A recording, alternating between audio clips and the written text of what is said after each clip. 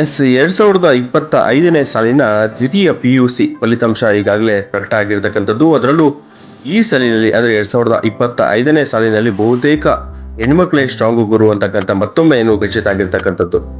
ಅದರಲ್ಲೂ ಕರ್ನಾಟಕದ ಟಾಪ್ 10 ಲಿಸ್ಟ್ಗೆ ವಿದ್ಯಾರ್ಥಿನಿ ಹಿತಾಶ್ರೀ ಎಸ್ ಹೆಸರು ಸೇರ್ಪಡೆ ಆಗಿರ್ತಕ್ಕಂಥದ್ದು. ಅಂದ್ರೆ ಆ ಟಾಪ್ 10 ಲಿಸ್ಟ್ಗೆ ಸೆಲೆಕ್ಟ್ ಆಗಿರ್ತಕ್ಕಂಥದ್ದು. ಅದರಲ್ಲೂ ದೀಕ್ಷಾ ಯೂನಿವರ್ಸಿಟಿಯ ಹಿತಾಶ್ರೀ ಎಸ್ ಎಂಬ ವಿದ್ಯಾರ್ಥಿನಿ 600 ಅಂಕಗಳಿಗೆ 590 ಅಂಕಗಳನ್ನ ಪಡೆಯೋದ್ರ ಮುಖಾಂತರ ರಾಜ್ಯಕ್ಕೆ 10ರ ರ್ಯಾಂಕ್ ಪಡ್ಕೊಂಡಿರ್ತಕ್ಕಂಥ. ಅದರಲ್ಲೂ ಈ ವಿಚಾರ ಕೇಳಿದಂತೆ ಕುಟುಂಬ ಅವರ ತಂದೆ ಶಿವಕುಮಾರ್ ಮತ್ತೆ ತಾಯಿ ಶ್ಯಾಮಲ ಕೂಡ ಮಗಳ ಫಲಿತಾಂಶ ಸುದ್ದಿ ಕೇಳಿ ಭಾವುಕರಾಗಿ ಮಾತಾಡಿರ್ತಕ್ಕಂಥದ್ದು. ಅದರಲ್ಲೂ ರಿಸಲ್ಟ್ ಫೋನ್ ಮಾಡ್ದೆ, ನಾನು ಫಸ್ಟ್ ರಿಸಲ್ಟ್ ಚೆಕ್ ಮಾಡಿದೆ, ನೆಕ್ಸ್ಟ್ ಅವಳೇ ಫೋನ್ ಮಾಡಿದ್ದು. ನಂಗೆ ಡಿಸ್ಟಿಂಕ್ಷನ್ ಅಂತ ಗೊತ್ತಿತ್ತು, ಬಟ್ ಆ ಫೋನ್ ಮಾಡಿಬಿಟ್ಟು ಪಪ್ಪ ನಾನು 10th ರ್ಯಾಂಕ್ ಬಂದಿದ್ದೀನಿ ಅಂತ. ಅದಕ್ಕೆ ಪತ್ತಿದ ಖುಷಿ ಬೇರೆ ಥರನೇ ಇತ್ತು.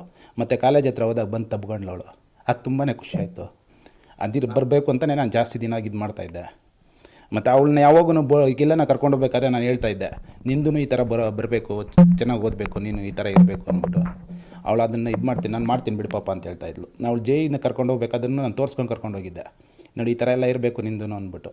ಅವಳು ಬಂದಾಗ ಜೈನಲ್ಲೂ ಬಂದಿತ್ತು, ಅವಳದು 86% ಬಂದಿತ್ತು. ಅದು ತುಂಬಾ ಖುಷಿ. ನನ್ನ ಮಗಳು ಈ ಲೆವೆಲ್ಗೆ ಓದ್ತಾಳೆ ಅಂದರೆ ಅವಳ ಶ್ರಮನೂ ಜೊತೆಯಲ್ಲಿದೆ, ಮತ್ತು ಅವ್ರ ಟೀಚರ್ಸ್ ಶ್ರಮನೂ ಇದೆ. ಸೊ ನಮ್ಮ ತಂದೆ ತಾಯಿಯಾಗಿ ನಾವು ಏನು ಮಾಡಬೇಕು ಅದನ್ನು ಮಾಡಿದ್ದೀವಿ. ಅವಳು ಓದಬೇಕಾಗಿರೋದು ಅವಳು ಚೆನ್ನಾಗಿ ಓದಿದ್ದಾಳೆ, ಅದು ನನಗೆ ಜಾಸ್ತಿ ಖುಷಿ ಆಗ್ತಾ ಇರೋದು.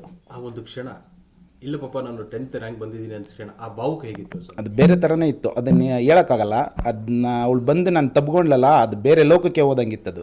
ಅದು ಜಾಸ್ತಿನೇ ಖುಷಿಯಾಗಿತ್ತು ನನಗೆ. ನೆನ್ನೆ ನಾನು ಬಂದು ಮನೆಯಲ್ಲೂ ಅದನ್ನೇ ಹೇಳಿದೆ.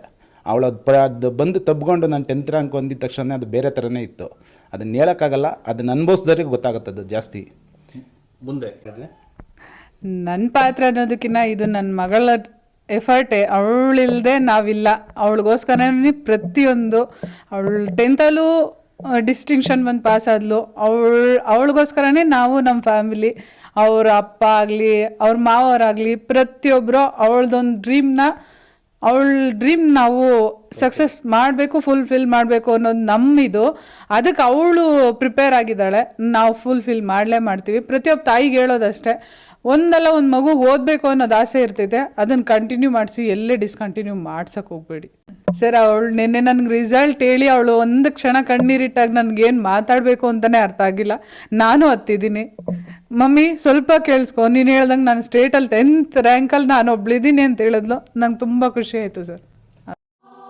ಹೌದು, ನಿಜ. ಭೂಮಿಗೆ ಬಿದ್ದ ಬೀಜ, ತಲೆಗೆ ಬಿದ್ದ ಅಕ್ಷರ ಒಂದಲ್ಲ ಒಂದು ರೀತಿ ಫಲವನ್ನ ಕೊಡುತ್ತೆ ಅನ್ನೋದಕ್ಕೆ ಈ ದಂಪತಿಗಳು ಮಾತುಗಳಲ್ಲಿ ಜೊತೆಲಿ ತಮ್ಮ ಮಗಳಾಗಿರ್ತಕ್ಕಂಥ ಹಿತಾಶ್ರೀ ಕೀರ್ತಿ ಪತಾಕೆಯನ್ನ ಅಂದ್ರೆ ತಂದೆ ತಾಯಿಗೆ ಒಂದು ಶೋಭೆಯನ್ನ ತಂದುಕೊಟ್ಟಿರ್ತಕ್ಕಂಥ ಅವರ ಮಾತುಗಳಲ್ಲೂ ಕೂಡ ಗೊತ್ತಾಗ್ತಿರ್ತಕ್ಕಂಥದ್ದು. ಅದರಲ್ಲೂ ಆ ವಿದ್ಯಾರ್ಥಿ ಕೂಡ ಮಾತಾಡಿದರೆ, ಜೊತೆಲಿ ಅವರ ಕಾಲೇಜಿನ ಅಂದ್ರೆ ದೀಕ್ಷಾ ಯೂನಿವರ್ಸಿಟಿಯ ಒಂದಷ್ಟು ಲೆಕ್ಚರರ್ಸ್ ಕೂಡ ಮಾತಾಡಿದ್ದಾರೆ. ವಿದ್ಯಾರ್ಥಿ ಪರ ಏನ್ ಮಾತಾಡಿದ್ದಾರೆ, ವಿದ್ಯಾರ್ಥಿನಿ ಏನ್ ಮಾತಾಡಿದಾಳೆ ಅಂತಕ್ಕಂಥದ್ದನ್ನ ಸದ್ಯ ಅವರ ಮಾತುಗಳಿಂದನೇ ಕೇಳೋಣ ಬನ್ನಿ. ಎಕ್ಸಾಮ್ ಟೈಮಲ್ಲಿ ಬೆಳಗ್ಗೆ ಎದ್ದು ಕೂಡಲೇ ಓದೋದೆ, ಅಟ್ಲೀಸ್ಟ್ 1 to 2 hours ಓದ್ತಿದ್ದೆ. ಆಮೇಲೆ ಅಮ್ಮ ಎಲ್ಲ ರೆಡಿ ಮಾಡಿ ಕಾಲೇಜ್ಗೆ ಹೋಗೋ ಅಷ್ಟರಲ್ಲಿ 8 o'clock ಆಗ್ತಿತ್ತು. 8 ಇಂದ 4ವರೆಗೂ ಕಾಲೇಜಲ್ಲಿ ನಮ್ಗೆ ಏನೇನು ಸಪೋರ್ಟ್ ಬೇಕೋ ಎಲ್ಲ ರೀತಿ ಫೆಸಿಲಿಟೀಸ್ ಕೊಟ್ಟು ನಮ್ಮನ್ನು 8 to 4 ಎಜುಕೇಷನಲ್ಲೇ ಇಡಿಸಿದ್ರು.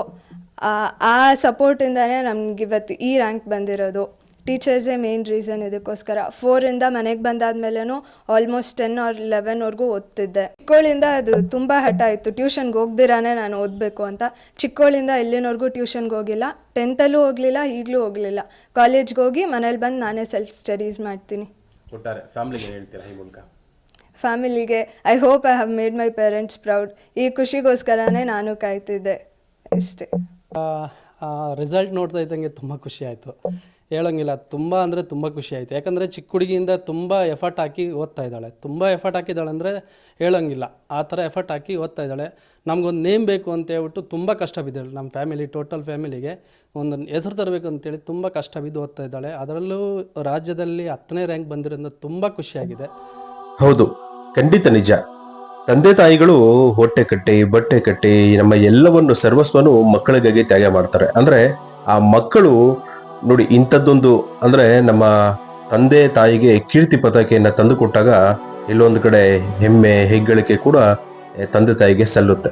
ಆ ನಿಟ್ಟಿನಲ್ಲಿ ವಿದ್ಯಾರ್ಥಿನಿ ಹಿತಾಶ್ರೀ ಮತ್ತಷ್ಟು ಮಗದಷ್ಟು ಉತ್ತುಂಗಕ್ಕೆ ಏರಲಿ, ಮತ್ತಷ್ಟು ಸಾಧನೆಯನ್ನ ಮಾಡಲಿ ಅಂತೇಳಿ ಈ ಮೂಲಕ ನಾವೆಲ್ಲರೂ ಕೂಡ ಆಶಿಸೋಣ.